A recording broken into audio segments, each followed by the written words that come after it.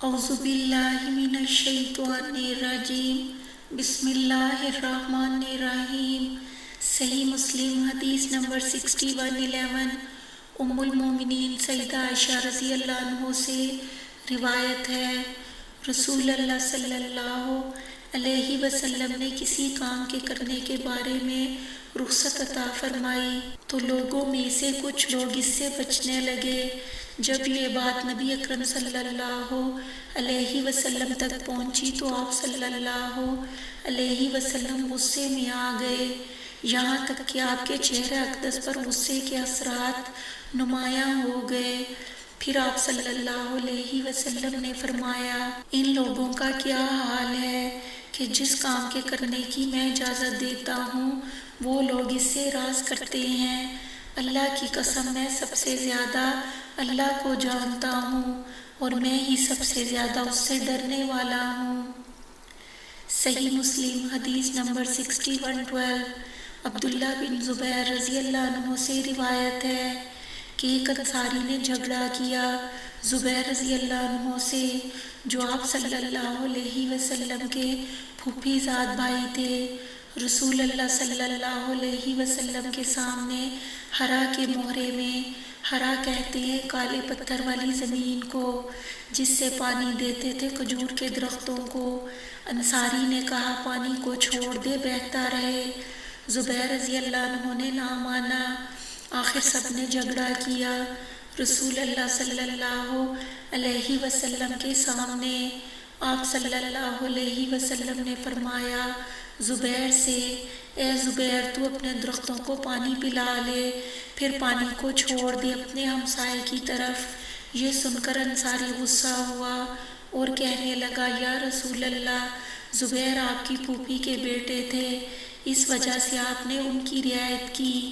یہ سن کر آپ صلی اللہ علیہ وسلم کے چہرے مبارک کا رنگ بدل گیا اور آپ صلی اللہ علیہ وسلم نے فرمایا، اے زبیر، اپنے درختوں کو پانی پلا، پھر پانی کو روک لے یہاں تک کہ وہ منڈیروں تک چڑھ جائے۔ زبیر رضی اللہ عنہ نے کہا، میں سمجھتا ہوں قسم اللہ کی یہ آیت اسی باب میں اتری، فلا وربک لا یؤمنون، آخر تک۔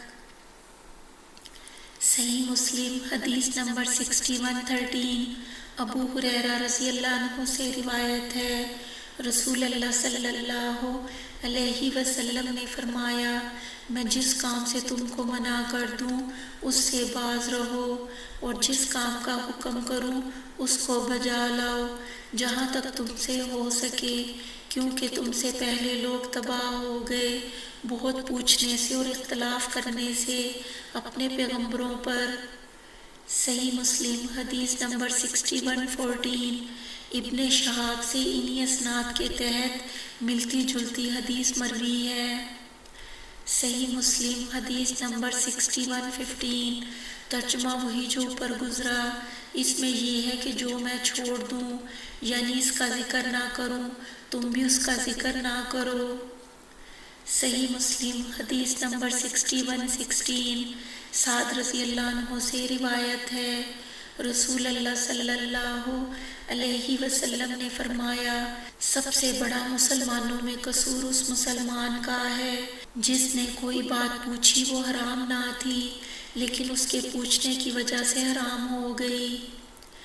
صحیح مسلم حدیث نمبر 6117، سعد رضی اللہ عنہ سے روایت ہے، رسول اللہ صلی اللہ علیہ وسلم نے فرمایا، مسلمانوں میں سب سے زیادہ قصور اس مسلمان کا ہے جس نے کسی کام کے متعلق سوال کیا اور وہ حرام نہ تھا لیکن اس کے پوچھنے کی وجہ سے حرام ہو گیا۔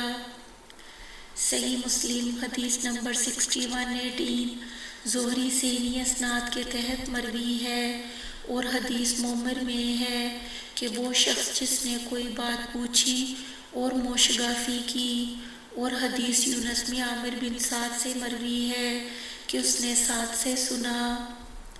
صحیح مسلم حدیث نمبر 6119، انس بن مالک رضی اللہ عنہ سے روایت ہے، رسول اللہ صلی اللہ علیہ وسلم نے اپنے صاحب کی کوئی بات سنی جو بری تھی، آپ صلی اللہ علیہ وسلم نے خطبہ پڑھا، فرمایا سامنے لائی گئی میرے جنت اور دوزخ، تو میں نے آج کی سی بہتری اور آج کی سی برائی کبھی نہیں دیکھی، یعنی جنت میں بھلائی اور دوزخ میں برائی، اور اگر تم جانتے ہوتے جو میں جانتا ہوں، البتہ کم ہنستے اور بہت رویا کرتے۔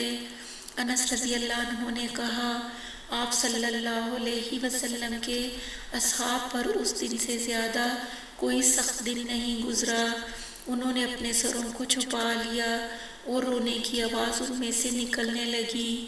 پھر عمر رضی اللہ عنہ کھڑے ہوئے اور کہا، راضی ہوئے ہم اللہ کے رب ہونے پر اور اسلام کے دین ہونے پر، محمد صلی اللہ علیہ وسلم کے نبی ہونے پر۔ ایک شخص اٹھا اور کہنے لگا، میرا باپ کون تھا؟ آپ صلی اللہ علیہ وسلم نے فرمایا، تیرا باپ فلاں شخص تھا، اس کا نام بتا دیا۔ تب یہ آیت اتری، اے ایمان والو، مت پوچھو ایسی باتیں اگر وہ کھلیں تو تم کو بری لگیں۔ صحیح مسلم حدیث نمبر 6120۔ انس بن مالک رضی اللہ عنہ سے روایت ہے، ایک شخص نے عرض کیا، یا رسول اللہ، میرا باپ کون تھا؟ آپ صلی اللہ علیہ وسلم نے فرمایا، تیرا باپ فلاں شخص تھا۔